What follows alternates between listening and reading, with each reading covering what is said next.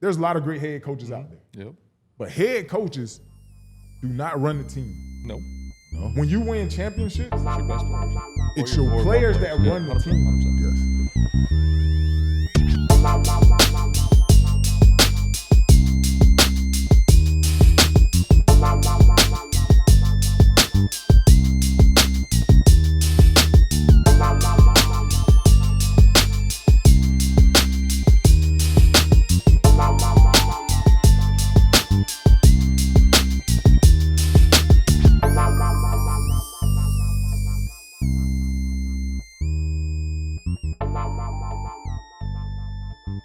Welcome back to the OGs. It is a Playmaker original presented by DraftKings.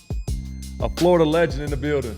Say it again. A Florida legend in the building. Okay, so that's all I wanted you to do. Super Bowl champion, Pro Bowler, soon to be Hall of Famer.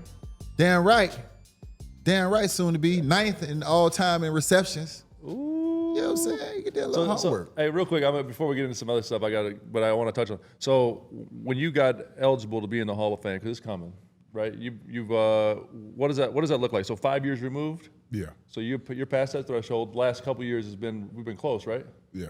Where we been? Semifinalists. Last couple of years. I think last two. Last three. Yeah. 3? Okay. Yeah, So how's that work? I don't understand this. So the voting comes through. So when they do semifinalists, it's like, what is that? Give me that. Break that down for me. I have no idea. So I've never in the world. I don't pay attention to it. You don't? For real? No. So you don't really think about it? No. Nah? Only time like I hear about it is like around Super Bowl when that time come around again, and people start talking about it. But for me, I just live life.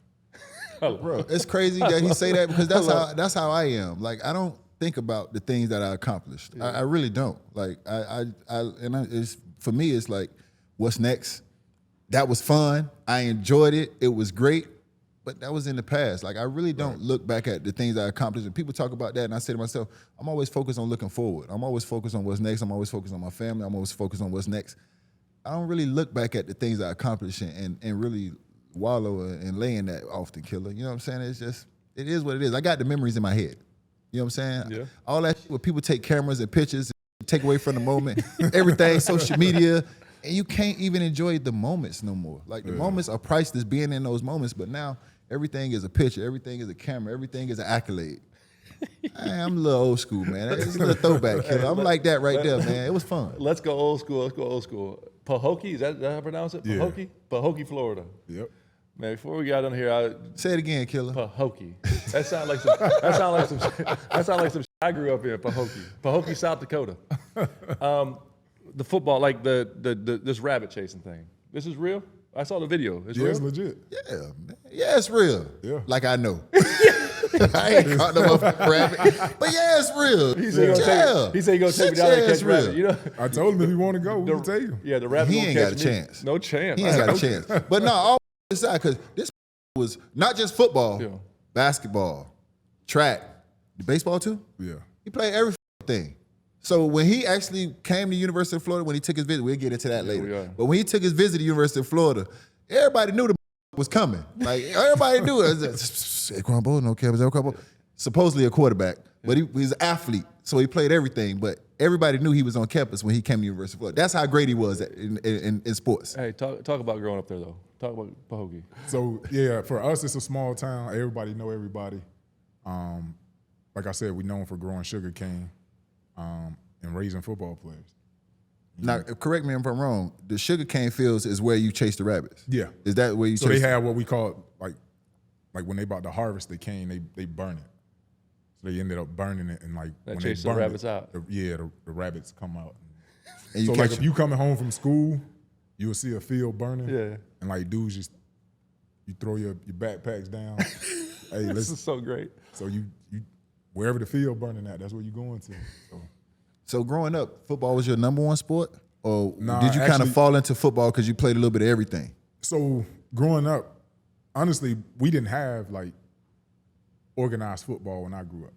Okay. We played organized baseball, which was my first love, and then Damn, you know how many people say that baseball was their first love? That's And crazy. then we had organized basketball. Were you nice in basketball? Yeah. Hey man, listen. I'm just gonna ask you, Anquan, that because a lot of football players say they nice. They be athletic as hell. They do. They can put all this over the basket and a miss. Get all this over the rim and a miss. What's considered nice? You could go. Can you compete with your son? Yeah. Okay, well then you nice then, because his son could go. His son could go. So if he can compete with his son, then he nice. But a lot of football players say they're nice until they ain't. You have some football players that can play basketball, and you have some who look like they shouldn't be on the court at all. They know who they are. Yeah, y'all know who y'all They ain't are. call them out. We've seen y'all. Self-awareness. We've seen athletic as shit now. Great athletes. They can't throw the rock in the ocean. every football player can't play basketball. I mean, that's just what it is. Well, I'm gonna let you know something. Not very many basketball players can play football either. Oh yeah, I agree. I mean, that's a different. I know a lot of guys that tried to play football, basketball players that tried to play football and got hit once. Yeah, oh yeah. And that was it. You heard what happened to big fella over here talking all that? Yeah, man. OG got folded up one time, but He said by the time he got off the field, he didn't have no pads on, no nothing. He took all that stuff. But I wasn't one of those guys who went out there thinking I could play football. I was playing football up until 10th grade. Like South Florida, we play football. That's what we do. Football and basketball is two sports. So I was one of those kids that was in the middle. Around 10th grade, I started getting nice in basketball. Football was kind of like, I like it. It's fun, but I'm getting a little nice in basketball. I used to play defensive end and tight end. Came off that end and got hit low. Bow, flipped my ass. Boom. Football a different sport. Yeah, because I was playing D-end, so they could chop you low, man. I got hit low. I'm 6'7" coming off that end. I thought I had a beeline at the quarterback. I ain't see nothing to nobody. Next thing you know, OG got flipped. My feet was in the air. Tommy Tough Balls over here. Man, listen, I'm limping off the court. I'm limping off the field. I'm taking that off as I'm going off. By the time I get to the sideline, I ain't got nothing but some pants. I said, Coach, that's it. I said, Coach, that's it. Coach. Yeah, I said, Coach. Hit him with the court. I said, scared the shit out of me. Hit me right in my kneecap. So it wasn't the physicality. It was just like, I don't need to be getting hurt like this. With the court. Yeah, I don't need to be getting hurt like this. All right, so quarterback. You're dead nice at quarterback. They recruit you as a quarterback, and you just decide, no, you don't want to play. Well, I got recruited as a quarterback, and when I went, Chris Winkie was actually the starter. But Chris Winkie was 117 he years was old. 117. Yeah, so Wink got drafted baseball, played baseball for some years, came back, and when he came back, he was like 25. Yeah. Something I remember like that. He's like these football players now with his NIL. Yeah. Going back to 26 So years old quarterback. when I got recruited, he actually had got hurt. So he didn't play in the national championship that year against Tennessee because he had like a neck injury. And when I saw him, he couldn't throw a tennis ball 5 yards. Damn. So I'm like, okay, I can go compete and win the spot. But when I ended up signing, we go on a training camp and he 100%. So now he's a junior, and I think he's about 25. So obviously, he led the team to a national championship. So he got the starting job coming in.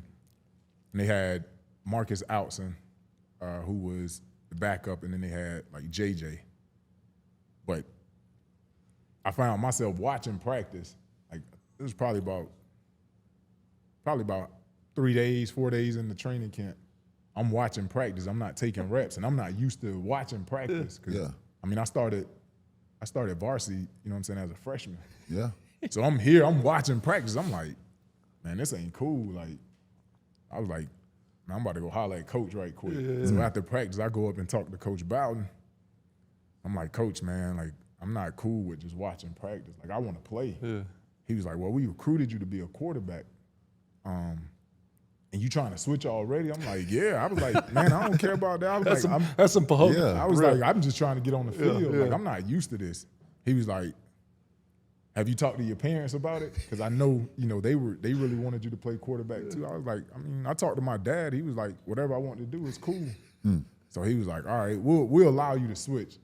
He said, what position you thinking about? So I was like, man, I played safety in high school, so I go to safety. He was like, nah. He was like, we can't let you go to safety. You too good with the ball in your hand. So he was like, if you're going to switch, it has to be on offense. So you can go to receiver or running back. So I'm like, running back? I'll go to receiver. I had never played receiver before. Wow. And the room that I went into, the receiver room, it was like Peter Ward, Ron Dugans, Lavernius Cole, Snoop Menace. It was all these dudes who got drafted. Snoop. And I'm walking in there as a quarterback. You know what I'm saying? But 2 weeks later, we play Louisiana Tech. I get 2 touchdowns first game. Hey man, listen, that's crazy. That's crazy, dog. That's crazy. Hey, the funny thing is UD can kind of take some credit for you being a Hall of Fame wide receiver then, because you went to Florida, which is where you should have went. You might have been a starting quarterback. We never saw you as a wide receiver. We can tell people what. We gonna get into that later, man. But the crazy thing is, and the kids at home can take a page out your book, Man, though, for bro, real. because you started your freshman year as a freshman in varsity, get to college and hit with some adversity. Yeah. Ain't quit. No. Ain't jump in the portal. Yeah. Ain't do none of that. Hey, coach, I want to be on the field. What I got to do? Yeah. What I got to do to be? And this the great Bobby Bowden, by the way. This ain't no duck. Yeah. He go to talk to Bobby Bowden. I tell you, it took me 2 years to speak to Riles. It did, dog. I ain't say to Riley for 2 years. This is the great Pat Riley. What the fuck I'm gonna say to him? Yeah. He went and hollered at Bobby Bowden. His future was on the line. So all you kids at home, man, shit get a little tough, man. Hey, get in there, man, and go. And then at the same time, he wasn't scared to bet on himself. I changed positions because I know I could do it. Coach just went there as a quarterback and got 2 tugboats as a freshman. That's crazy, dog. I got a question about Bobby Bowden. Bowden because my homeboy used to play for Florida State. Cook, Cleveland Thomas. He played cornerback. Yeah. You know Cook? Yeah. Cook told me down Bobby Bowden used to say 6 words a day. Come down there and say, let's work hard. And get up there and go sit up in that thing. Yeah, he and stayed then in after the practice, tower. he come down there and say, way to work. That was his 6. That's true, dog. He stayed in the tower, so we come out.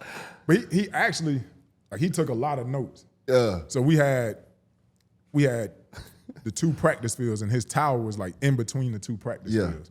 So you had the field over here, the field over here, his tower, and he turned from one field to the next. Mm-hmm. And everything that went on, he knew.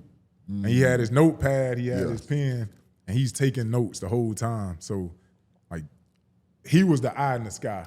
Like, Great Bobby Bowden. and he was, a lot of people don't know, when I was at Florida State, especially my freshman year, like, offense and defense didn't get along. Like, Monday through Friday, it was all out war. Iron sharpens iron. Only time we got along was on Saturdays. So we actually made each other better. And it was Mickey Andrews and Chuck Amato on the Mickey, defensive side. defensive coordinator. Mickey. And then we over there. had Mark Rick, who was the offensive coordinator. Rick. Man, he's who some ended up gangster going to names. Georgia. So- He's some gangster names. I remember we used to be in practice, and a lot of the times, like in football, the offense would give the defense the script. So you'll know like what formations we in, what personnel we in, so they can get it set. And I remember in practice one day, defense yelled across, they were like, "What's the personnel?" And Mark Rick was like, "Figure it out." So like if any day in practice, if offense had a great day, defense had to run. And I ain't talking about just like they had to get it, like almost died there. And if defense won, offense already knew what was coming. So like every day you can't go to practice and like, I'm gonna fill it out or I'm gonna be cool with, you know what I'm saying, whoever, nah. Like it's complete war. Like, you trying to win it. And that's why especially my freshman year, we ended up going undefeated. We was the first team to go wire to wire, number 1 the whole year. So nasty. But loaded. because of the way that guys work, man, training camp, it's a fight every day. Offense versus defense. Like you fight, and if ever there was a time on film, so say one receiver gets in a fight, and you can't see every receiver on their fight. Good for you. You got to run. You get called out. You got to run. You got to be in there. How it's You got supposed to be to in be. the action. You got to be in that smoke. That's what we grew up in. That's all. Killer, did you hear the receiver room that he walked into? Lavernius Cole, Snoop Menace, Ron Duke. Can we get Peter Ward his Peter flowers? Ward, for real. P-Dub, old school, stop on the dime, bus stop, your ass, and you keep flying We by. must have been chasing rabbits. Oh, Where's he y'all from? was loaded. Bradenton. Y'all was loaded. Yeah, we had a receiver group. Just the guys I played with, like I said, Peter Ward, Lavernius Coles, Ron Dugan, Snoop Menace, Javon Walker, Ooh, Javon Walker. Talman God Gardner. damn. Greg Moore, Jermaine Stringer. Damn. Man, it was loaded. Who was the running backs? Travis Minor, Jeff Chaney, Jeff Chaney. Davey Ford. Davey Ford. Then we ended up recruiting. We got Nick Maddox, who was the #1 running back in the country. And then we had Greg Jones. You remember Big Greg? Greg Jones, big boy. Played for the Jaguars. Yeah. Run your ass over. Take your ass with him to the Bobby Bowden was a real OG then, huh? Yeah. Yeah. So he loved that when y'all defensive offense got into yeah. it. See, that's the type of shit I like too. Do you think, like, and as, you know, as Bobby Bowden got a little older, because you look at the coaches that have been, like, so instrumental in college football and winning and setting the tone, did you feel like as they got a little bit older, it was just a different generation that just didn't know who Bobby Bowden was and just didn't have the same admiration and respect that you did? Yeah. Because, listen, Pat Riley didn't have to earn my respect. Bobby Bowden didn't have to earn your respect. But now when you 2-3 generations remove and they don't know no better, Exactly. you think that impacts it a little bit? Because I see it all the time. And then if I think sometimes you have, like when you have organizations that are established and like just say like the Heat or like us at that time, a Florida State who, I mean, I think at the time we had like 15 top 5 finishes like in a row. That's crazy. But when you think about it and you have kids who didn't help establish that culture. Yes. They just come in on the back end of it and they think that everything is, you know what I'm saying? Like that's how it's you think to about be. like the facilities and stuff like that. Like the people that came before you, you know what I'm saying, actually put in the work to make sure that you can have the stuff that you have. So these younger guys, they walk in and they see this stuff. They think it's just, they don't see it as being earned. Yes. You know what I'm saying? They don't see it as a privilege. They think it's, This is supposed to be. mandatory. This is what it's supposed to be. This This is how it's supposed to be. They don't know the work that was put in to earn that. Like when we were there, we had mat drills.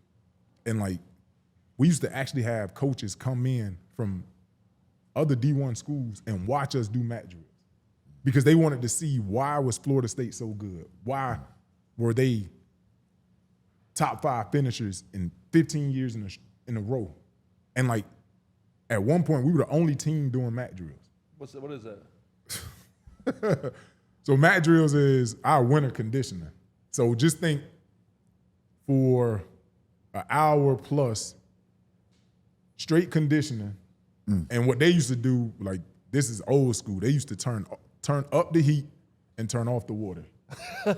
So it wasn't no breaks. It wasn't, your only break was going from one drill to the next. But going from one drill to the next, you gotta run. Oh. So it was no like, take your time, get there. So it's like stations, and you just stations, and you just running through them. Oh man, and and breaking is frowned upon. If you quit, that's frowned upon. You ain't quitting. You can't. Listen. So say we in a group. Yeah. And you may have been missing class all fall and think you he was. So He was missing class all fall. when you get the mat drills, they got all your absences. Oh, so before we even start, you may have 500 up downs. So you doing up downs, we watching while whoever missed class, you know what I'm saying, doing their up downs or whatever. And now we start mat drills. So now you and our group, you already done. Yeah. The fact that you missing class, the coach is already mad at you. So they got it out for you. But because we in your group, we all done. got it. We all got it. So every time we go, as soon as we finish, bring that group back. So, but that's and you got a list. So every morning you go in the gym, you looking at that list. Who's in my group? And if you look in that group and you see like one of them knuckleheads, you want to kill oh man. But that's you know you done. You want that's to the kill old that school that make you held accountable. Yeah. And that's the that most think about the team instead of just themselves. Yeah. And that's the habits that we have, bro, because at my age, when I got in the league, dog, it was so hard for me to be selfish because of the habits that I had built. You know what I'm saying? Same kind of shit. If we lose, if I lose, if I do something wrong, all of us lose. If I mess up, we all got to suffer. Fight fans, UFC 317 is almost here, and it's shaping up to be a can't-miss card. With high-stakes matchups and title implications on the line, every punch, kick, and takedown counts. There's no better way to get in the action than with my partners at DraftKings Sportsbook. Right now, new customers who bet just $5 get $150 in bonus bets instantly. No matter who you're backing in the octagon, Now's the time to make your picks. Download the DraftKings Sportsbook app and sign up using my promo code OGs.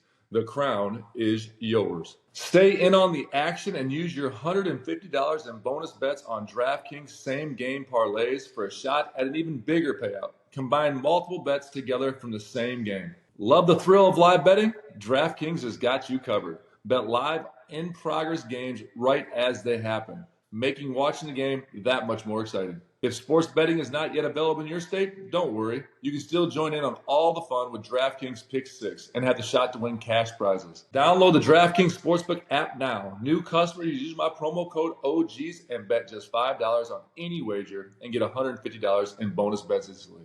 That's promo code OGs only at DraftKings Sportsbook.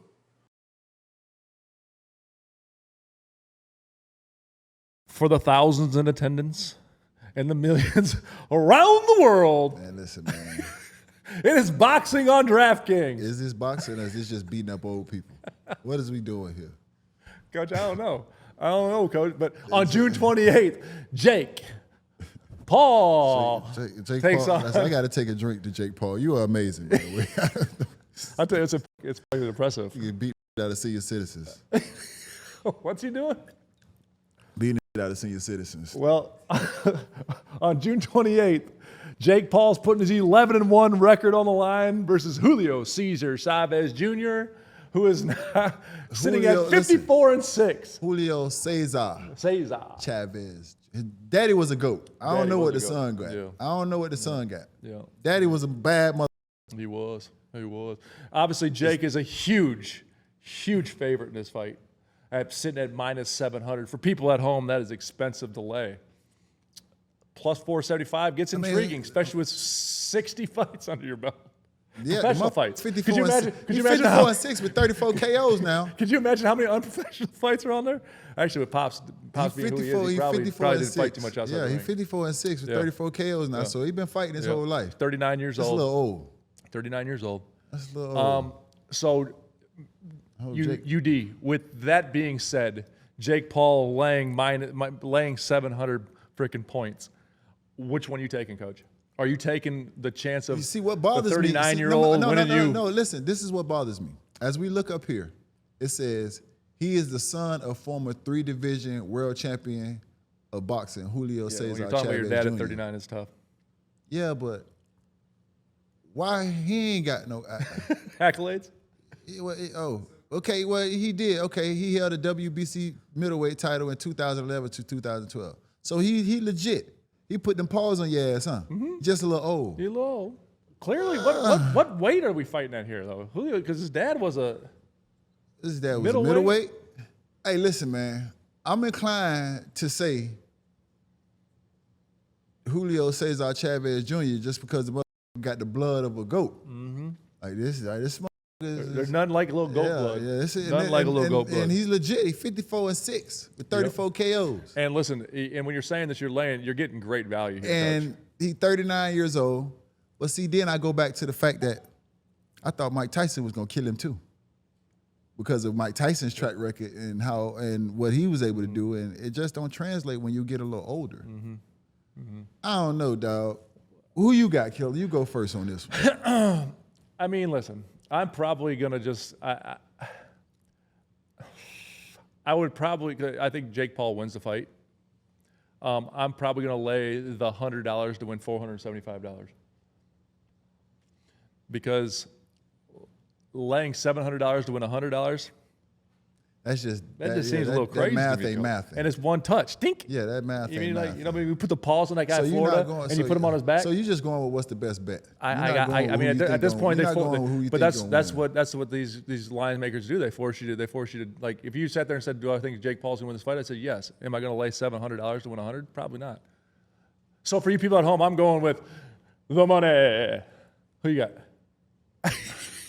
Okay, You're rich. I got another question. I got another question. Who is sponsoring this fight? Is it Jake Paul Productions? Yes, it is. 100%. I'm taking Jake Paul. This man ain't.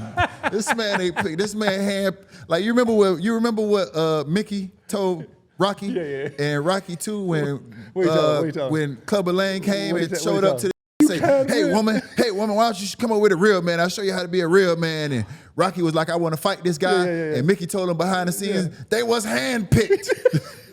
Every last one of them was handpicked. This been going on forever. It ain't just start today. Jake Paul be handpicking them, man. Ain't no way he finna come out here and lose to Julio Cesar Chavez Jr. They was handpicked, Rock. Every last one of them was picked. You got that guy down, Coach. That was Mickey told him he was handpicked. Yeah. When Rocky said he wanted to fight Clubber Lang, Mickey was like, I don't want no parts of it. I'm done. You can have it. Because he knew Clubber Lang gonna whoop your ass, man. And I'm trying to protect you. So this was handpicked? I'm going Jake Paul, too. How many hands you got? I'm going Jake Paul. My hands, Jake Paul hands, his trainer hands, about 10 hands picked this fight. All right, well, you know what? Go to DraftKings. Code OGs. No. God damn it, Killer. I don't know. I just... got 60 fights. It was he got 60 fights. He got 60 fights in 39. It was handpicked. He was handpicked. But it's in his blood, boy. Okay. So it's in his blood, dog. Hey, his daddy was you're confusing our guys. Right now, definitely handpicked. Yeah, right now they're wanting to place this bet. They got the finger on the bet button at DraftKings. Code OGs, and you're stopping them from pushing the button. There's so much money to be potentially won out here at DraftKings right now. It was handpicked. He was definitely handpicked, Killer. But I'm going with Chavez Jr. Because he probably ain't gonna win. All right, but the money, if he wins, the money is the money. Yep. You know what I'm saying? Like I gotta go with what give me the best odds to make money. All right, well, I guess here at the OGs we're going with the money. Yeah, but Jake Paul Jr. Productions ain't picking. No, you're not going away anymore. Come on, Killer. It was handpicked. Hey. DraftKings. Mickey said they was handpicked. I'm going with Jake Paul. It's Jake Paul. Go lay the number. Out.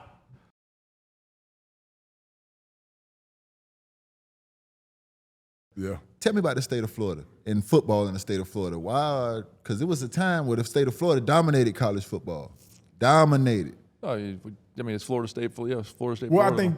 But we don't have that no more. Well, what is it going to take for the different. kids to stay home? We used to have the kids staying home. That's what I was about to say. It's right now there is so many opportunities, other places. You got to remember, like, if you went to Florida State, Florida, or Florida State, Florida State, Miami, you didn't play as a freshman. You were actually sitting behind pros, All Americans. Hell yeah. I remember at one point we had Corey Simon, who wasn't a starter, but he was an All-American. That's crazy. So like, and Coach Bowden used to tell us, don't get hurt. Because you might not see the field again. That was legit. Like, you got to remember, like, everybody at every position was either a 5-star or 4-star. So you talking about coming in as being the man, everybody else was the man too. You ain't lying. That's crazy. So you had to wait your turn. You got to, Charlie Ward played as a junior. You know what he did his first 2 years? Punted. Wow. I didn't even know that. He punted. You bull.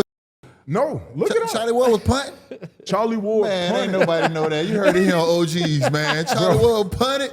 I did not know that, dog. Punted his first 2 years at Florida State. Crazy. Was he any good at punting? I thought I knew everything. Bro. Was he any good at punting? Yeah. That's unbelievable. Man, you damn right he was. Charlie Ward could do everything. And then won the guess. Heisman as a quarterback. I know. That's but he crazy. had to wait, though. But that's what I'm saying. Like, at that time, going to Florida State, Miami, or Florida, you got to wait your turn. Like, it wasn't, I'm going in here and I'm playing as a true freshman. That ain't, no. Because you got an All-American in front. You got 3 All-Americans in front of you. Did your family have any influence on where you went? Nah. It was all up to you. Your pop said, It was up to me. My dad went to Georgia Tech. I got recruited at Georgia Tech to play quarterback. My mom, Miami Hurricane fan. Yeah, okay. And she was like, you know, I would love for you to go to Miami, but it's your decision. And actually, I had the best opportunity to start at Miami early. So when I was recruited at Miami, they told me if I committed, they wouldn't recruit any more quarterbacks. And then they had That's Randy Shannon? Nah, it was what's the guy name? He ended up coaching at Cleveland too. Cleveland Browns. I know. I can't even get over this. Keep saying recruiting as a quarterback. Yeah, I know you're making talking sense about. to me. Yeah, but so the quarterback at Miami at the time, he was playing baseball. And he wasn't there in the spring. He would go play professional baseball. So they wanted me to graduate early in January and come compete for the starting job in the spring because the starting quarterback wasn't there. Kenny Kelly. Kenny Kelly, okay. Went to Tampa Catholic. Yeah, I remember Kenny Kelly. Yeah, so he played professional baseball. So they was like, you have a real opportunity to come and compete right away. You got all your credits, you know what I'm saying? Only thing you got to do, just, finish up what you got to do come in January. And I thought about it, but for me, Miami was too close to home. Like I wanted to get away from home a little bit, you know what I'm saying? Not too far, but get away from home. And I get it. Miami was right up the road. So that's probably the reason why I didn't go to Miami. So you went to 3 visits or more? I had Florida more. State, Florida, Miami. So I actually started getting recruited by Ohio. Ohio State was the first school to recruit me. Yeah. After my freshman year, going into my sophomore year, I started getting letters from Ohio State. And then I started getting recruited by Notre Dame. And then the Florida schools started coming after that. Florida State, Miami, obviously. Yes. And then all the other schools after that. But Ohio State was the first school to recruit me. So let's talk about your visit to Florida. Why don't we? Since Mike want to bring that up. Let's talk about your Why visit don't to we? Florida, since Mike Why want to don't bring we? that up, yes. Why don't so, we? me and Anquan go way back. we go way back. We actually work out at the same gym now. You're welcome to join us if you I will. I'll ever be right want to there. get. If you Just ever wait want for to me. put them beers down Yeah. and show up, we can get Just it wait workout for in. me. So when you took your visit to Florida, just go ahead and run through the story. Because Mike want to tell people that I'm the reason why you ain't come to Florida. I don't believe I'm the reason why you ain't come to Florida. Sounds like it to me. No, I don't believe I'm the Well, reason the why reason I didn't come to Florida is because Spurrier. Like, I just didn't trust Spurrier. And I remember on my visit being in his office and, like, dude could not look me in my eye. And the whole time I'm in his office, he has a putter. He's not putting. No, he ain't Bro, playing. No, he ain't I'm sitting sitting playing. down. He ain't playing putt while he trying to recruit Dude you. is in his office, he's putting. And as he's putting, he was like, they say I wouldn't play a black quarterback. Oh, Steve, damn. They don't know I had a black quarterback at Duke. I'm like, bro, like, You know what, Steve? never Show looked me me the in door. my eye. Like, and I was like, yeah. I'm good. I'm so happy you told this story Hey, so on you the off OG. the hook. You off the hook. I'm so happy you told this story. I am off the hook. Man, listen, they go to a party, football players. Yeah. I'm at a party with basketball players. Yeah. Now, one of my teammates, God rest his soul, Major Parker, you know what I'm saying? His girlfriend at the time was at the football party. Yeah. He's at the football party, obviously. He's being recruited by the football players. She sit in one of the football dudes' chair. Yeah, it was D-Jack.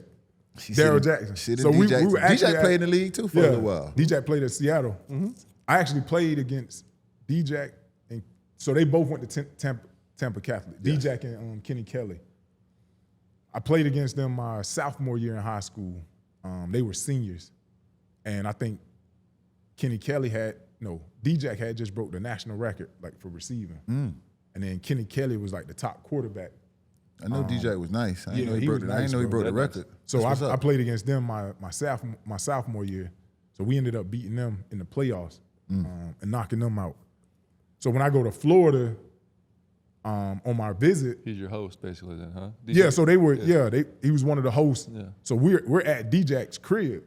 So you know how like before you go out, Yeah. like dudes playing video for sure, games, for and sure. you know what I'm saying? Everybody over to the crib chilling.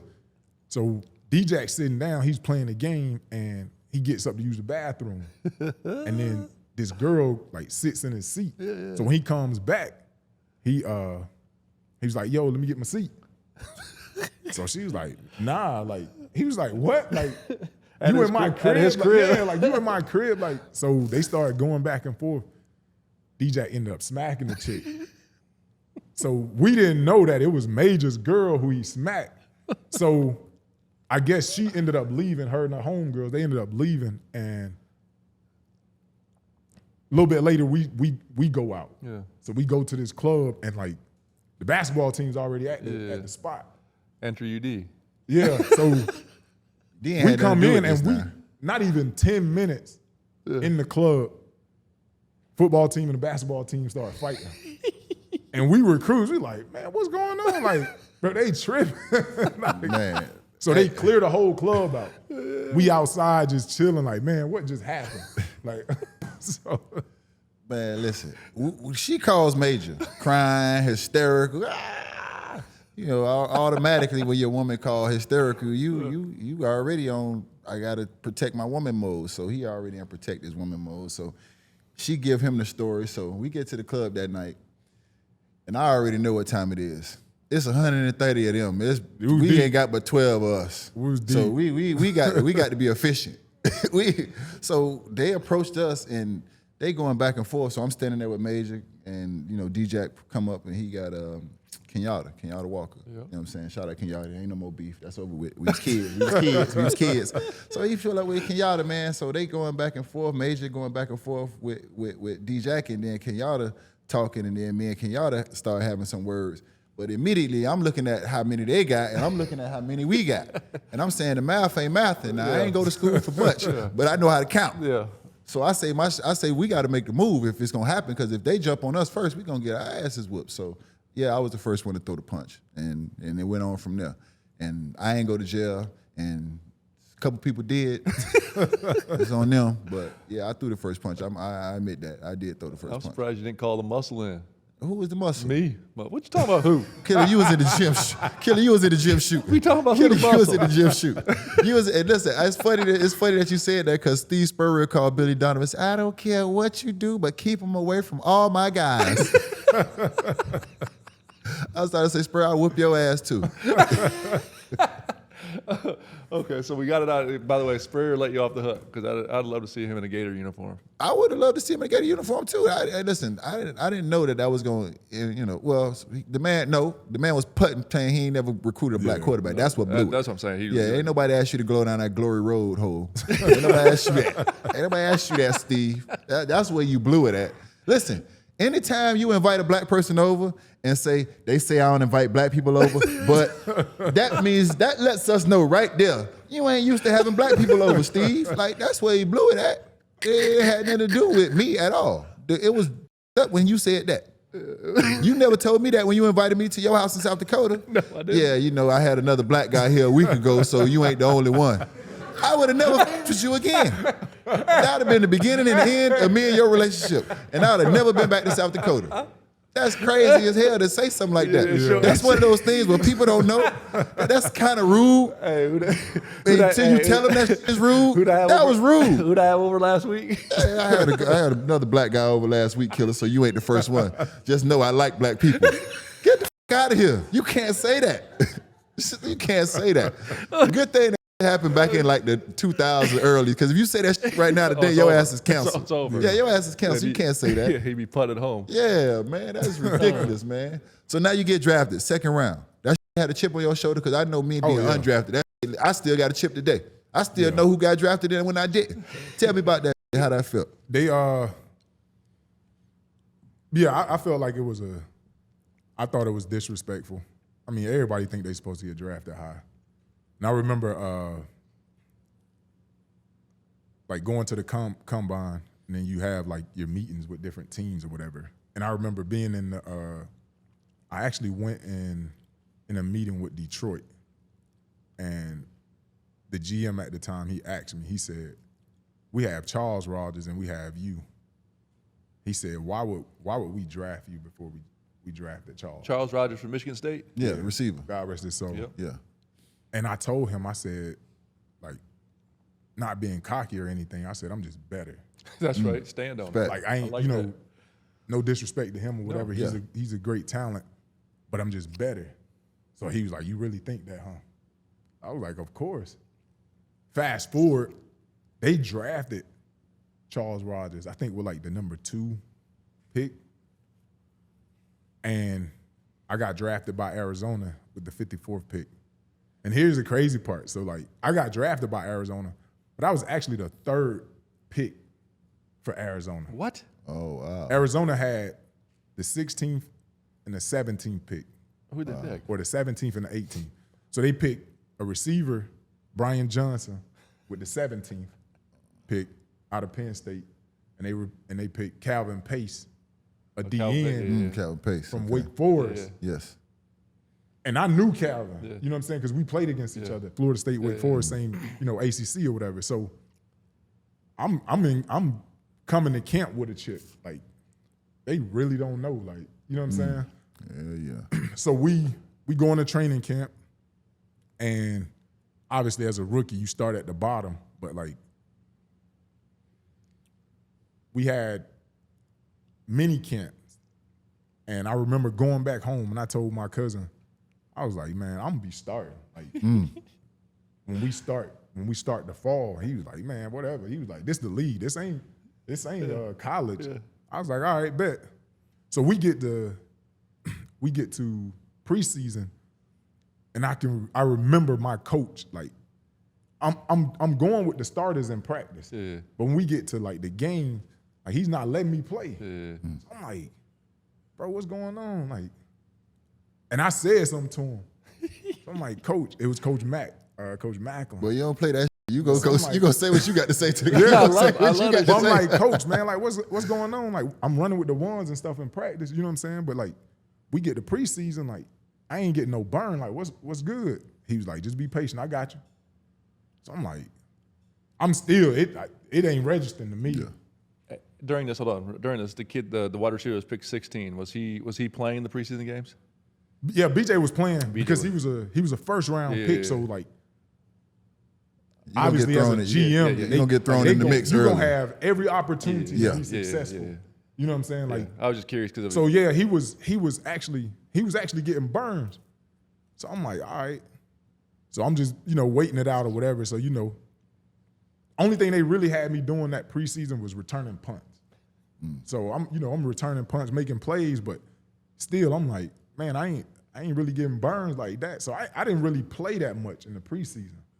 Come the first game, we played Detroit. guess how many yards he had? 217 of them. So we played. I bet you PJ had that. Was that to ask you why should he draft you? Look. I bet you Charles didn't have that. We played Detroit the first game, and like he said, I had 10 catches, 217 yards, and 2 touchdowns. Golly, man. And the GM from Detroit, he came up to me after the game. He said, "You weren't playing." I respect that. I respect that too. I respect that. I said, I respect that too. I told you. Yeah. I respect that too. And then my head coach, he came to me after the game. He was like, "I told you, I got you." Damn. He was like, "I didn't want to show everybody what we had in the preseason." So I was like, "Okay, cool." Like, now it makes sense, but at the time, I'm just like, I want to point out one thing because it's so different nowadays. When you said you came home and you told your cousin, you said, "I'm gonna be starting," and what he said, "This ain't the league." Nah, I don't. This is difference. Our homeboys used to tell us and challenge us. Nowadays, they got yes men. Yeah. You would have came home today, I'm gonna start. You damn right you gonna start, boy. You gonna get them. This is the difference in the generations that we talking about, dog. You gonna get him. I would have came home. Listen, the reason why I played so good in the finals is because I was petrified. Because if Dirk cooked me, my homeboy's gonna let me know. Boy, you got your ass fried on TV. We saw it. They gonna By who? By Dirk. By what? The German. He cooked your ass. We seen it. You can say what you want to say, gangster. You got cooked. Now, that's gonna make me go out there and play even harder. That's gonna create a chip on my shoulder, even bigger than the chip I already got. This generation, I'm gonna start. Boy, you damn right you gonna start. You gonna get 1,000 yards and 15 touchdowns. Don't know what the it take to get 1,000 yards. Don't know shit about getting no touchdowns, but they gonna tell you everything you want to hear. Yeah. That does not make you better. For you young sitting at home, please get them yes men out your circle. Coming from people that didn't have yes men, we are telling you, get them yes men out your circle, dog. For real, I get so tired of that shit, man. I go to see these, but I be saying to myself, who are your friends? Ain't nobody telling you wrong. yeah. Ain't nobody around you telling you that you tripping. Because our homeboys used to tell us quick. But I mean, you it was tripping. more than our homeboys. It was our coaches were real with us. Yeah. You know what I'm saying? This is true. Everybody else, I mean, you got to think like nowadays, like these kids get told they the greatest thing since sliced bread. But when you tell them the truth, they age. get feelings. They take it as disrespect. I You agree. trying them or they disrespect. Well, part of what happens though is like the parents are soft as shit though too now, because they're giving them all. I mean, you gotta get the nipple out the mouth at some point. Like literally, because the kids now, I watch it from every early age. Like they're so afraid they're gonna transfer AAU programs. They're so afraid they're gonna leave high schools. They're so afraid they're gonna Yeah, so you transfer in have to coddle college. them. So you always gotta be like, oh, you're okay, you're okay, you're you're okay. good. Yeah. The one, they're like the parents aren't the ones that like us as my kids. Like, yo, are you doing your job in practice? Are you like these guys are like, oh, he's got to be. I know. Same thing you're just saying. Like, oh, he's always doing this shit right. No, you ain't there. Yeah. Right. And that's the thing. As a parent, a parent has to be honest with it. So if your child come to you and say, coach not playing, Yeah. Why? you don't go Yeah. to the coach. Yeah. Exactly. That's the first question you ask. Why? Why? Why? And if he's saying like the coach don't like you. I hate well, that. here I hate that here's shit. what I do know. I've never seen a coach who hated the hardest worker on the That's team. what I'm saying. Bam. Or hated winning. That's a bar. So That's a bar. That is a if the coach don't like you, yeah. go be the hardest worker on the team. Yeah. Guarantee he'll like you tomorrow. That is a bar. Guarantee you. You're right. You're right. 100% But right. for like coach you said don't in like this me. generation, Crazy. I mean everybody says Yeah, that. it's the biggest Like it's crutch. always somebody else's fault. Exactly right. Like I'm not about to go talk to no coach when you have a say in whether you play or not. No. Man. If you want to play, go work your butt off. Go be the hardest worker on the floor, and I guarantee you the coach will play you. That's crazy. I love Yeah, that. you had the conversation. Hey, I might not be playing quarterback. Can I play wide receiver then? All right, cool. I'm gonna figure out how to get. Go And I'm gonna be. And same guess thing what? in same And thing I in ain't just basketball. going over there just to go over there. I'm gonna go over there and be the best 100%. wide receiver you got. Yeah. Go prove to them that you're an asset to the team. They not gonna sit you on the bench being the best player on the team. No. Like I've never, unless he's trying to get fired. Exactly right. That's what I'm saying. Man, Coaches don't hate I'ma hold winning, on to I that one. promise. I ain't never seen a coach not like the hardest worker. That's so I'ma good. hold on to that one. That's so good. So you get you in Arizona. You got Larry. You got Kurt Warner. That team was so fun to watch. Legendary I want a lot of offense. money on y'all. Like, legendary offense. Just I want a lot of money on y'all. record-breaking offense, man. But tell me about that. The great Kurt Warner and obviously Larry, and just playing with them, what you were able to learn, what you were able to pick up, and just that overall experience. Yeah, like playing in Arizona, it was like a tale of two halves. Cause like when I first went to Arizona, like we were the laughing stock Yeah. of the NFL. And I remember like when I got drafted, and obviously you were excited because you got drafted. Yeah. But then I'm like, Arizona? Yeah, they have a football team. That's honestly what I said. Like, I don't ever remember seeing Arizona play on TV. Mm-hmm. Good Like, point. That would be before league It's a good passes, point. It's a too. good point. Yeah, so I'm like, man, Arizona. And then when I go out there, like, I remember my first time I had talking to reporters or whatever. And they was like, what's your goals for this year? And I'm like, man, I'm trying to make the playoffs. Like, they was like, playoffs? Like, it's like Jim Moore was in like, Playoffs. like, we don't say that word around here. I'm That's like, crazy. but you got to remember, I came from Florida State. Yeah. You know what I'm saying? In my 3 years playing at Florida State, we played in 2 national championships. Like, so I only know like in high school, you know what I'm saying? Like we win. Like that's all I know. So like I'm coming to the league and they're telling me like, hey, you got to taper down like your expectations. Like this ain't that. Like we ain't that good here. And I'm like, You don't understand that. Sounds terrible. so to me, like even my rookie year, I remember having a great year individually. yeah. But like going home mad after every game. Yeah. Because we losing as a team. Yeah, you breaking records and you doing all this other stuff, but like, bro, I want to win. No doubt. Like, Yeah. and then you got to go home and you guys played. Yeah. You know how bad it sucks, like watching somebody else play in the Win. playoffs. Oh yeah. Man. Yeah. Like year after year, I'm like, bro, I want to be in the playoffs. Yeah. Like I want that. Like, you know what I'm saying? No. So for me, like my first couple years in Arizona was real frustrating. And so we ended up hiring Denny Green. And Where you come from? Minnesota Vikings. Minnesota big dog. Vikings. when Denny Green came out, like I just went to him like, hey, coach, man, I got a couple dudes that I know can help us win. So I'm like, you had celebrity basketball games. I'm out recruiting dudes. Yeah. Like, hey, bro, like, Yeah. come rock with me in Arizona. Like the weather great all year round. Like, so I started Edrin James. That's how EJ came out. That's love. A couple other dudes. You know what I'm saying? Like I'm like, hey, bro, Setting that culture, I got to man. turn this around. That's Like, what's up. so I'm going to get other dudes like to play with us. So it was me, Fitz, and then we ended up getting Kurt. And then Kurt had just came from New York at the time, where he was going back and forth. I think him and then they ended up drafting Eli. Mm-hmm. So like he didn't get a fair shake in New York. And then he ended up coming over to us, and he played like the first year he came over. But then they ended up drafting Matt Leinart out of SC. Out of USC. And then they ended up firing Denny Green and getting Ken Wisenhunt. So like at that point, they were actually playing. Kurt wasn't the starter. They were starting Matt Leinart. Okay. Kurt got inserted. So crazy part, like Kurt was actually better than Matt.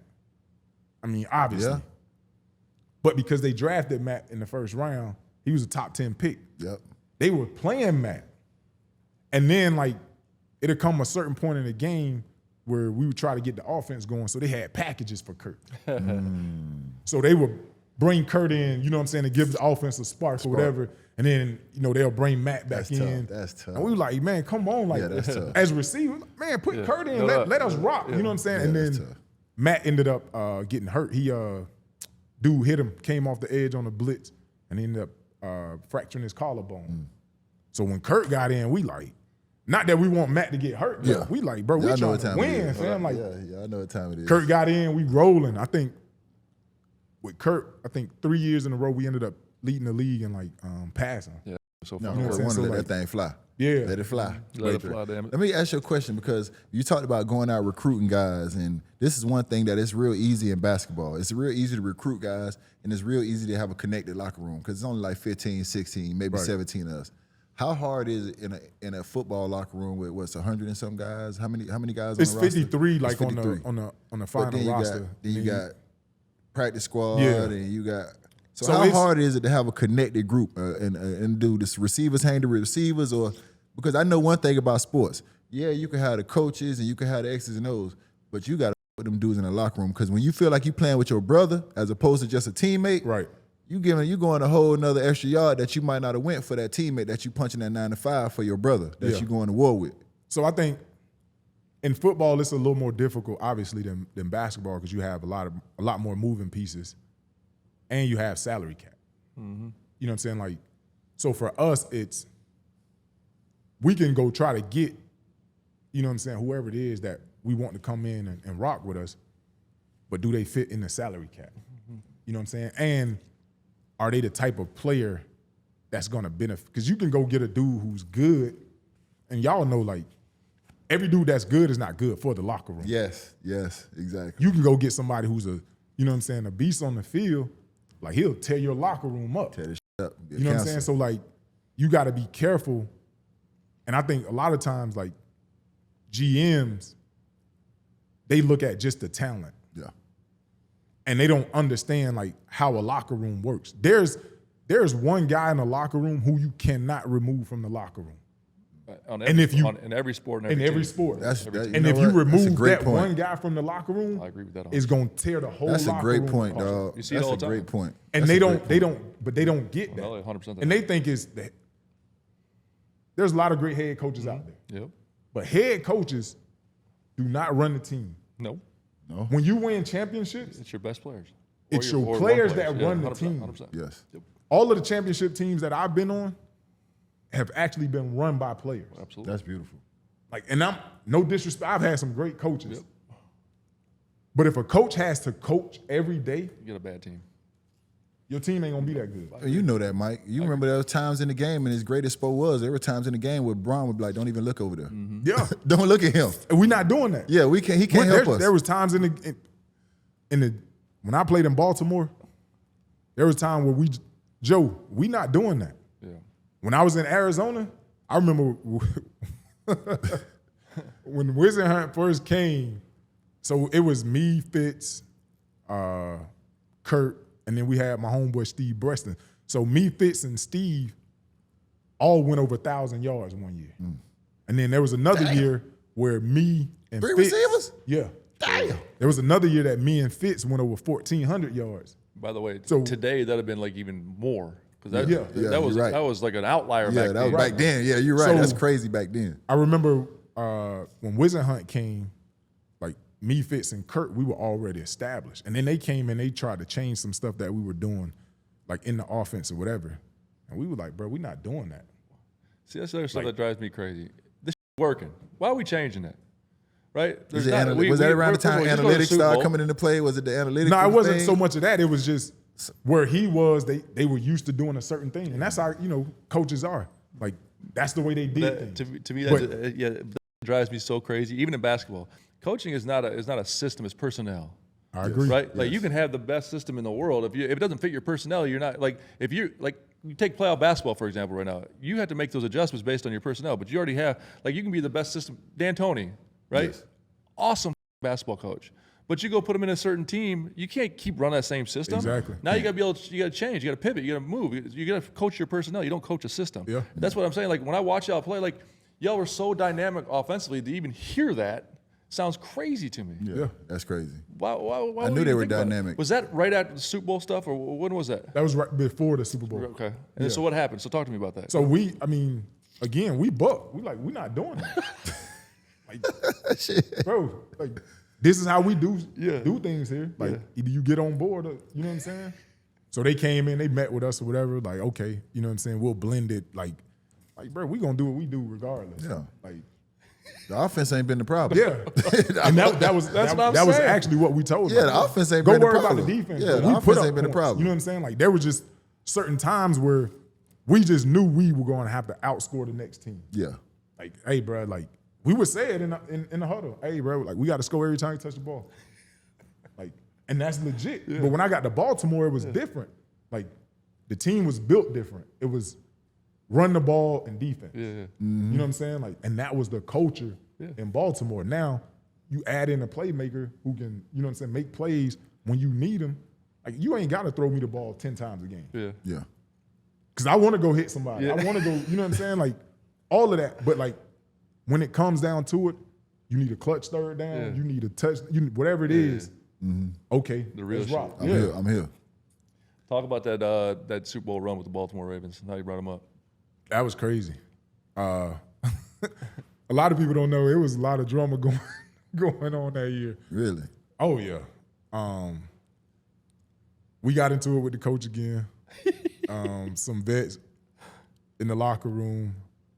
It was just, he had his way of doing things, and we felt like in order for us to win, we had to change some of the things that we were doing. Mm-hmm. So, we had some vets in the locker room. We had a come to Jesus meeting. Yeah. And it was Gotta have them. it was uncomfortable for the coaches. Yeah. But I felt like after that meeting, you know what I'm saying, they knew where we stood, and you know what I'm saying, they let us rock out. And from that point on, like, you know how you just hit, like everything started hitting. Yeah. You know what I'm saying? And you started getting in that groove, and then once the playoffs hit, like we were rolling. But dog, and that's what you gotta have. Anytime you're trying to whether it be professional sports or business or whatever it is, man, like if you trying to be your best version and you trying to push the people around you, you gotta have them uncomfortable conversations, dog. Yeah. You gotta have them eye to eye, uncomfortable conversations. The one thing I don't believe in is putting your head down and walking away mumbling. Nah. That shit don't help nobody. Yeah. Who you talking to and First what of are all, you talking I wanna about? take a ball whenever that I happens. hate to Throw see it at the that. back of that ball. You get took out the game and you mumbling and walking down towards the end of the bench with your head. Who are you talking about? Who are you talking to? That does not help When the I had that team. little stint of coaching, when that would happen, I wanted to take that basketball and rifle out. Bruh, that don't Hey, help man. nobody, dog. It's the most uncomfortable thing to do, but to go out of that person and to have that conversation, I guarantee moving forward that gonna help.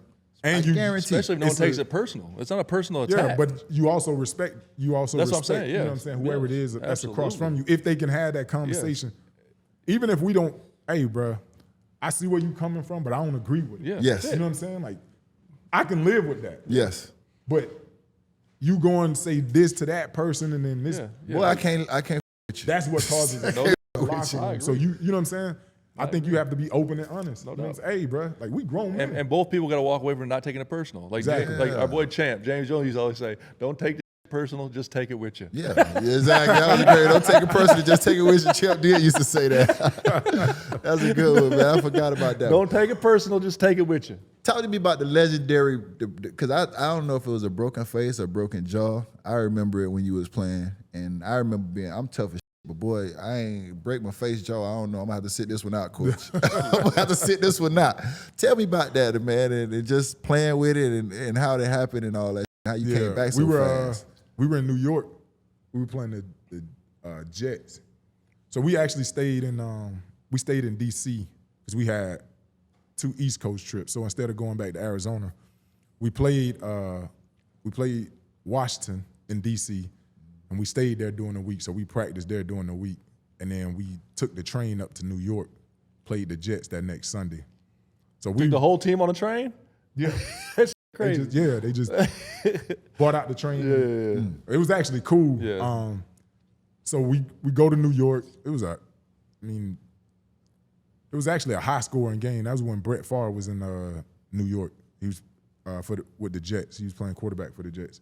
And then towards the end of the game, I remember Kurt throwing a seam route, and he threw the seam route, and I turned to catch it like this, and the safety, he hit me from behind, hit my helmet, and my helmet like lifted up like this, and then a guy coming face on, like the other safety hit me here, and so it fractured. I had sinus fractures here, so I have 6 plates and 40 screws.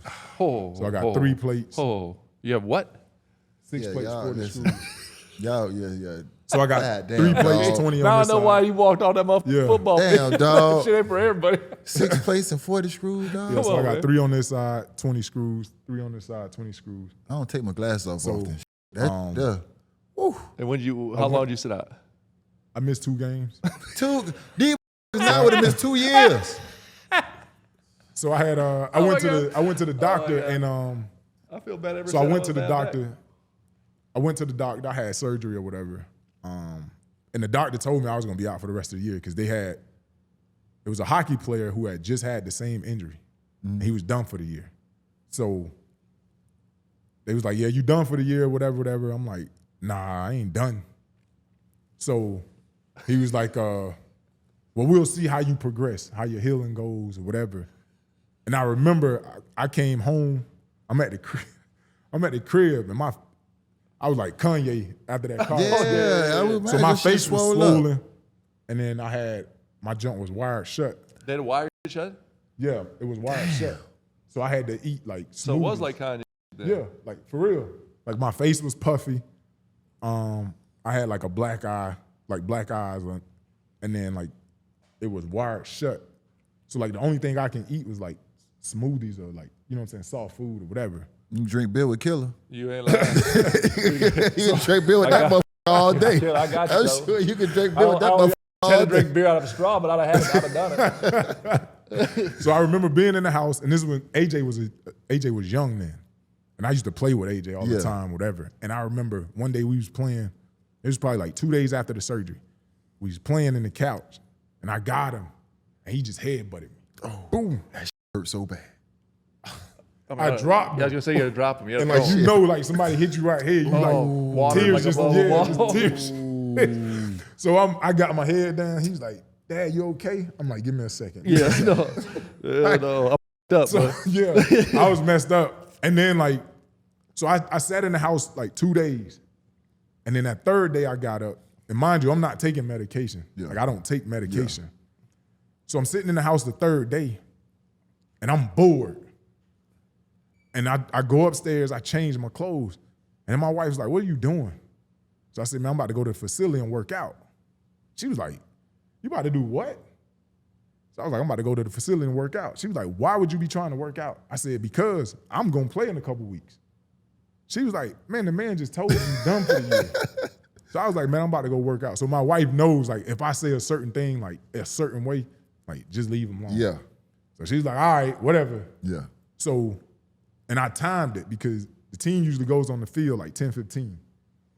So I got to get there when they're on the field. Yeah, so they can't. So nobody's in the building. They don't see me or nothing. So I remember it was like 10:30. 10:45, I go and I can see them on the field. So I come into the facility, I got on my hoodie, and I go to the treadmill because I'm like, I need to be in shape for when I come back. Hurt when you're running. So, bro, Yeah. so I started running. I'm doing like sprints on the treadmill. And I remember I get to like number 6 and the room starts spinning. Yeah, I gotta imagine. You haven't eaten And I'm either. like, Yeah, you're right. He ain't eating. yeah. The room starts spinning. This is the first time I ever feel like this. So I just grab the side of the Treadmill.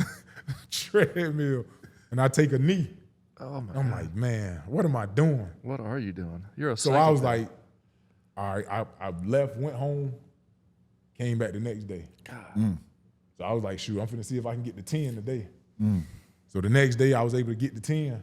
You just love pain, don't you? And then came back the following day, I'm finna get 15. So like I'm going like working my, you know what I'm saying, like my cardio.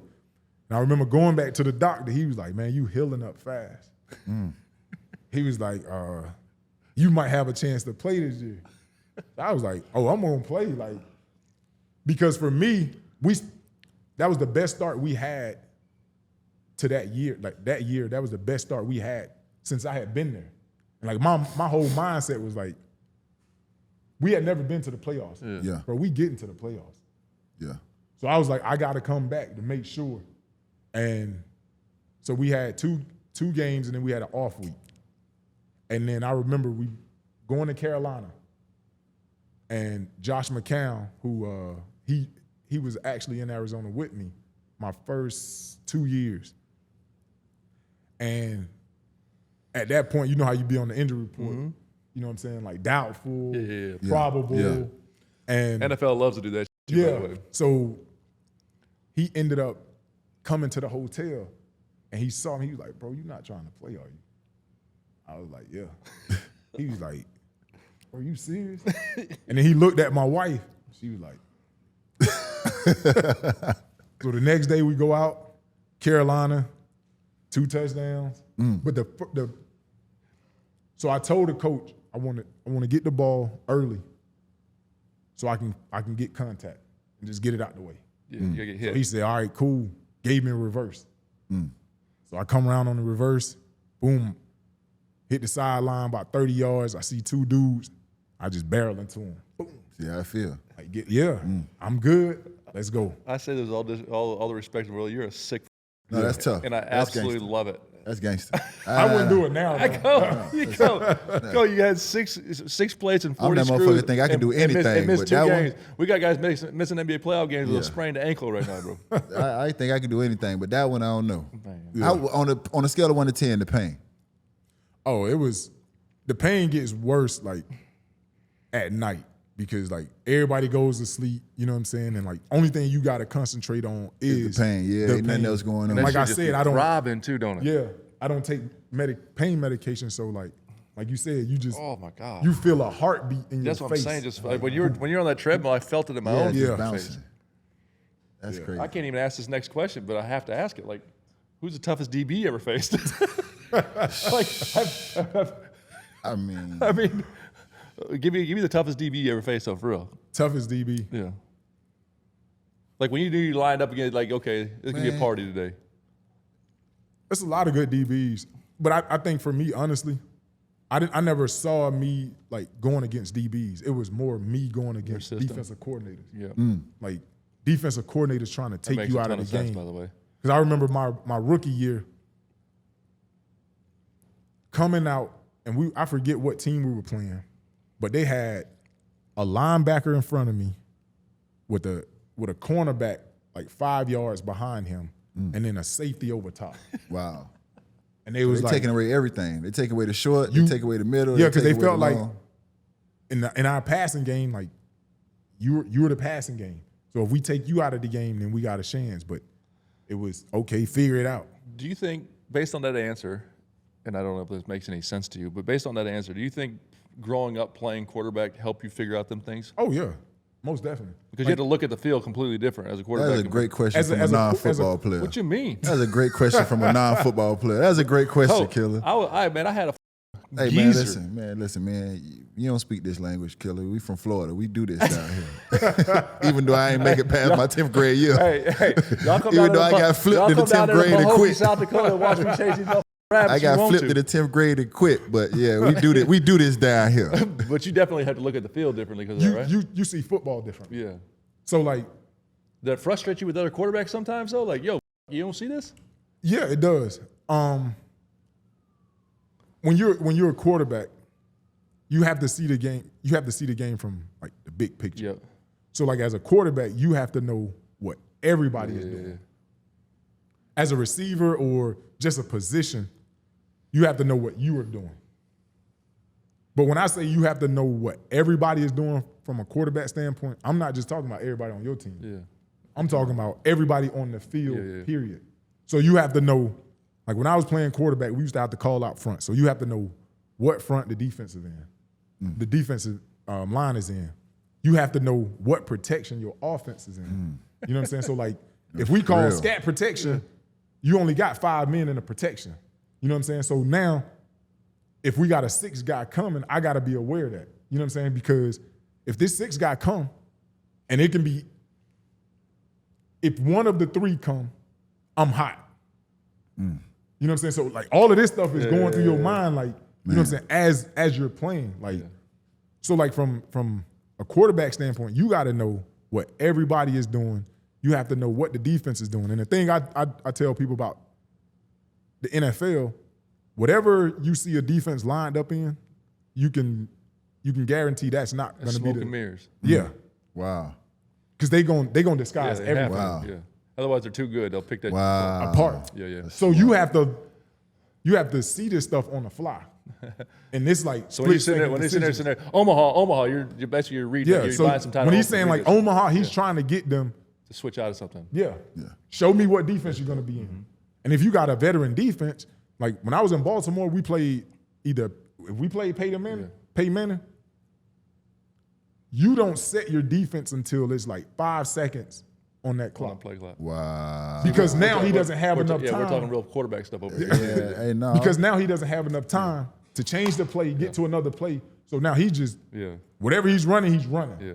You know what I'm saying? So like for us on defense, we would just walk around. Walk around. And he's trying to get guys to show, but nobody's showing. So guys are walking around. You can be the left defensive end, but you might be way on this side. Wow. And he's trying to get you to jump or, you know what I'm saying, show. See you if somebody showing somebody blitzing everybody's and still all walking. that. And then 5 seconds, then you can get to where you're going.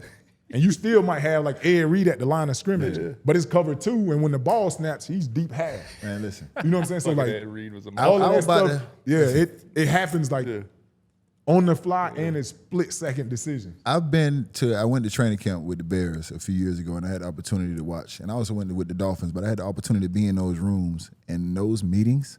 Oh, it's crazy. Oh my gosh, the amount of film and the meetings. Crazy. I mean, you'll go from an offensive meeting to a position meeting. Yeah. No, you go from team. Okay. So we'll go from a team meeting to an offensive meeting. And you'll go from an offensive meeting to your position meeting. Bro, so like, and I tell tedious. people when, like in the NFL, you can watch easily 6 hours of film a day. That's crazy, easily, man. And that's like while you're at the facility. But then you go home and you still got to watch film. You know what I'm saying? Like, so, like for us, everything that we do is mostly film based. Like we're on the field at the most 2 hours. But the rest of it, because say our first meeting is 7 o'clock, you might not leave the facility till about 5. Damn. But majority of that is film. Yeah. Like you'll come in, we'll go over film, you know what I'm saying, what we're gonna do, we'll go walk through, and they film walkthroughs. Yeah. So they film the walkthrough, you come back in, you watch the walkthrough. You know what I'm saying? And then you go out and you practice. Can't fuck around and walk through. They got it all. They got everything. Everything, bro. And one thing about film is, that don't lie. Don't lie. All that, dog. But that's how when you watch that much film, you are now ahead of the game because you now know. And for us, like on offense, as a receiver, I know what coverage it is based off of the defensive line, the front. because they only run certain fronts with certain coverages. Wow. You know what I'm saying? But like, and that's if you're a student of the game. Wow. So now you looking to see if he's in a 3 technique or whatever it is, because now you got to remember the defensive backfield, they moving around, they shifting. And like, if you don't know your stuff, you may think this dude is blitzing. You tell him, hey man, he coming. He can't come based off of the front. You know what I'm saying? So like all of this stuff, if you watch film, you got some dudes, they don't really pay attention to film like that, and they just try to go be an athlete. I could imagine being a rookie quarterback in the NFL. Bro, first of all, the defense because I didn't want to talk, because you talked about in Arizona when you knew you had to outscore people. That was a completely different ballgame when you got to Baltimore. Yeah. I want to talk about that transition when you got to Baltimore. It was around 2012, and when you was in Baltimore, we talking about Ray Lewis, Ed Reed, Suggs. Haloti Nada. Did you have Chris McAllister? Was he there? No, Chris had left. Chris had left? Yeah. Who was the cornerbacks? So we had Webby, Ladarius Webb. We had Samari was already gone too, right? Samari was gone. We had, when I first got there, Dominique Foxworth was there. He had came over from Denver. Like you said, Sahoni Nada, the big dude in the middle. Haloti was a man. Like, talk about that. You know what I'm saying? So his and playing with those guys. Right? So I get to Baltimore. I get to Baltimore, and like you said, like in Arizona, we ran the practice offensively. Like our offense dominated. But when I got to Baltimore, like it was just the opposite. Yeah. And I remember getting to training camp, and the defense just was punking the offense. You ain't like that. I'm talking like hitting dudes late, like I'm talking like I'm like, bro, what's going on? Like what? So I remember, like they say, we don't need you anyway. Bro, I remember, but the head coach, he was a defensive coach. So he loved that crap. Loved it. So I remember we were in training camp in Westminster. And I remember like it happened a couple of times, like defense was cheap shot in the offense. So I was like, wait. Say, bro, let me tell y'all. Boy, if one of y'all hit me late, I'm gonna stop practice. Yeah. Like all together, and I guarantee you're not walking off this field by yourself. Yeah. You do to me what you just did to Buddy, and bruh's going down. Like that. Oh, I know that because defense love that too. I wasn't used to defense running the practice, but like I'm like, bro, you can't just cheap shot. And there was some savages over there on the other side too. No, they had some dogs. Savages over I'm there. talking about like, bro, the defense was legit. Bro, there was some savages over there. We gonna fight though. You got to. You got Bro, to. you do that to me, win, we lose, or draw, fighting, you bro. got to. Like, Yeah. I don't Iron care, sharp as like, iron. Bro, I would mess up the whole team. Like Iron sharp as you're not gonna iron. walk off this field on your own power if you do that to me. As you should. As you should. But again, the defense, man, it was. But they respect that though. Yeah, They respect but the that defense, though. the defense was. love that. I promise you. The defense. I used to make bets with the defense. I bet I have more knockdowns than you. Like, you know what I'm saying? More crackbacks. More. Yeah. And we would have side bets. Yeah. How many you had today? Yeah. Oh yeah, I had like 8. You know what I'm saying? Like, but when you had like when I came over, before I got there, they had Derek Mason, and Mace was, you know what I'm saying? Derek Mason. Mace was good. Yes. Mace wasn't the physical type receiver. Yeah. You know what I'm saying? Mace was a route runner. Mace will route you up. Yeah. You know what I'm saying? But he wasn't like a physical presence on the field. You were physical. So like when I got there, we had Ray Rice at running back. We had Willis McGahee. We had Hey, Connie. McLean. Yep. And then we ended up getting Ricky Williams my second year there. But I would go to the coach and, hey, coach, run the ball my way first play. Like to set the tone, set the tone. Love it. If you got a Love safety coming down in the box, I'm cracking. And like, man, them dudes love that. I know like, they did. Defense love that. Like, so it got them hyped. Oh man, we got a dog on offense. Like, let's go rock. You know what I'm saying? So, and we knew like for us, I mean, if we score 14, 21 points, like That was enough. Yeah. That was enough. they gonna hold it down. You know what I'm saying? So, and then we had Ed on the back end, and then we ended up getting BP Pollard, and he was a headhunter. Yeah. I'm talking about like, That's what's and we already knew like, I mean, obviously, you know, Ed is a Hall of Famer. Ed gonna do what he do. But you bring a physical presence like BP to the back end, like of what we already got up front. That was loaded. Yeah, it was lights out. So when you won, obviously you guys win the Super Bowl. You balled out that game. You did your thing. How did that feel? Obviously being drafted second round and everything you went to finally get the opportunity to play in the championship and play well.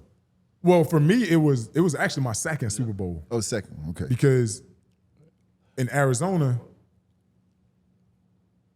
it was my 6th year.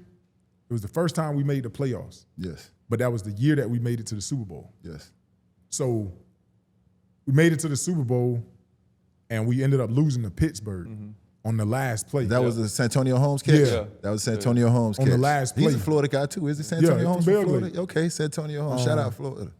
So we lost that game, and like, only thing I remember saying to myself, I'm coming back, but the next time I come back, we winning it. And that was my goal from like that point on. Like, I'm gonna win a championship. Now, how many years it took you to get back? That was my 6th year, and I won it my 10th year. Okay, so about 4. So yeah, so the year we got to the Super Bowl, we lost it to Pittsburgh. The following year, we made the playoffs.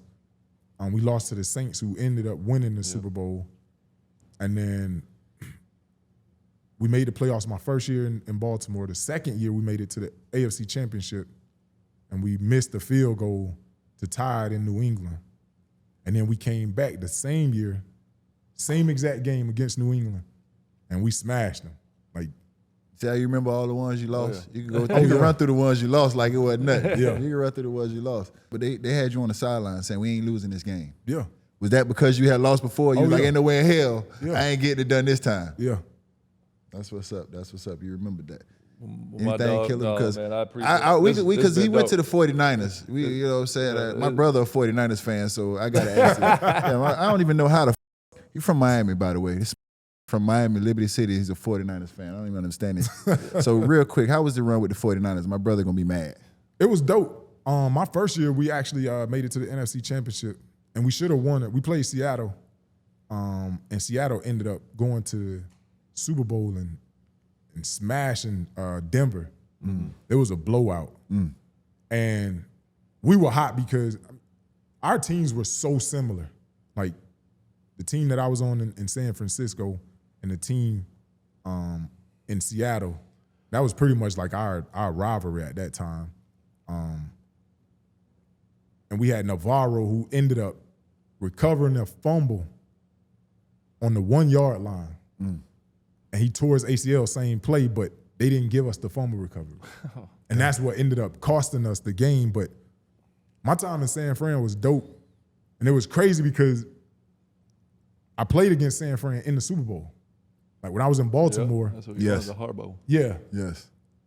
The Harbaugh. So, Yeah, Harbaugh. you're Yeah, it was a right. The two Harbaugh. brothers. Harbaugh. Yeah. So we win the Super you Bowl. do know football, killer. Coach, that's what I do, Coach. We win the Super Bowl in Baltimore, and I'm on a trip to Africa doing some like humanitarian work. And I get off the plane and I got like literally like 100 text messages. Like, congratulations, bro. Like, I'm like, congratulations for what? Like, Super Bowl was, you know what I'm saying? Like, Yeah. and I hit my agent up. I'm like, bro, what's going on? It's like, man, they traded you to San Fran. Like, they traded me to San Fran. Like, what? So you ain't even know. I'm in the air, bro. Yeah. Them like, stories on my be, way them to stories be Africa. true. Like, I'm on my way to You Africa. worry about athletes being And- loyal to the team. They'll trade your ass while you in the air. You So don't even know. I got traded, and I'm coming back. And I'm, the whole time I'm thinking about, I'm like, San Fran? I'm like, well, shoot, if I got traded there, they ain't bad. They were actually in the Super Bowl. doubt. You know what I'm Yeah, saying? So, yeah. like, it's a legit team. And come back that year, we had a great year. Ended up winning our division. And like I said, Seattle won the division. But we made the playoffs, wild card. Then we beat Carolina at Carolina. And then we played Seattle in Seattle. had a great year that year, but that team was loaded. Like when I tell you, like defensively, so you went to another defensive. I'm talking about The Harbaugh's all the same. They run that much. it was similar. Yeah. You had Pat Willis, Navarro Bowman at linebackers. Yeah, I remember them boys. You had Alden Smith. Alden Smith. Oh, bro, when I tell you a freak end? of nature, when I two dudes on defense that people don't talk about. So when I got to Baltimore, Haloti Ngata, I didn't even know who Haloti Ngata was when I came from Arizona. So, bro, when we were in training camp, they would let him sit out individual drills, like offense and defense. Didn't want to get hurt, probably. I'm like, bro, why is he sitting out? Like, who is this dude? So we go team, they let him sit out. So I'm like, bro, who is this dude? Man, we played the Jets the first game. When I tell you, he is literally taking the ball out of the quarterback's hand as he's handing it to the running back. I said, yeah, he legit, bro. Yeah, he can sit out tomorrow. If you don't double team him, bro, he's gonna wreck your game. Wow. And then I get to San Francisco, and I'm with Alden. Alden will give you 6 sacks like it ain't nothing. And I'm not exaggerating. The dude will get a sack and just run to the sideline and go sit down. Like it wasn't no big deal, bro. Like he was actually on pace to average a sack a game, which is unreal in the NFL. Wow. Like those two dudes, like I played with Hall of Famers, you know what I'm saying? Yeah. But Haloti and Alden, man, they were different, bro. That's what's up. I knew Alden Smith because he bounced around a little bit. So he had his stint in San Fran. He ended up getting in some trouble. Yeah, get a little trouble. But and then he was talented. Oakland ended up picking him up, and then they released him, and then he sat out a couple years, and then ended up going to Dallas. Yeah. But man, he was a talent, dog. Well, Killer, we appreciate you coming on here. No, Killer, we ain't done. I got one I'm more gonna go chase Killer. some rabbits. I got one more, Killer, because what he Send did, you he a has a video. son that plays basketball. I love and that. me and you play basketball, but we got kids that play basketball, but he played football. So how did that happen? Did he ever want to play football, or was he naturally picked up basketball? He played football. And I mean, I remember like in middle, he played like flag or whatever in middle school. And I remember this coach on this team, he went up to my son, he was like, hey, I'm sorry, but I'm gonna double you the whole game. Like, you just gonna have to beat us. You know what I'm saying? You gotta beat 2 dudes all game. Yeah. And I remember my son catching the slant and housing And beat like both of them. Like taking it 80. And then he comes back and they just throw him a jump ball. And he went and got that too. Over both of them. And I'm like, dude, serious, like, got great hands, but man, he gravitated towards basketball. Like, and for me, I ain't gonna force you to play football. Yeah, like, of course. Do what makes you happy. You know what I'm saying? Whatever it is that you want to do, we supporting you. That's awesome. But So he gravitated towards basketball. Yeah. But he got that football in him. If he wanted it, Oh, yeah. gravitated. That's good. That's good. I always thought that was interesting because obviously it's easy for me and him to have kids that play basketball and for us to fall into that lane. But then when you play football, you have a kid that falls into the basketball lane. Like as a father, my son played baseball. I ain't had no clue. I ain't had no clue, bro. You still don't. You crazy as hell. Bro. Listen, I could call out pitches now and everything, but I got invested because of my son. Yeah. Like, I get out of my comfort zone because of my son, but he played baseball. Like, it wasn't basketball. My first son plays football. My second son plays baseball. My youngest son, who you saw here, plays basketball, but the other 2 didn't care to touch a basketball, and I was fine with that too, by the way. I done did enough of that for everybody. Right. But yeah, we appreciate you, dog, man. I see you in the gym, Killer. You welcome to come work out with us if you would like to. I'm gonna show you some videos. Yeah, for sure. Send it to me. Working out at home. Well, we appreciate it though, man. For real. Real OG, dog. No doubt. Respect, man. I appreciate you. OG's out. Yes, sir. OG's out.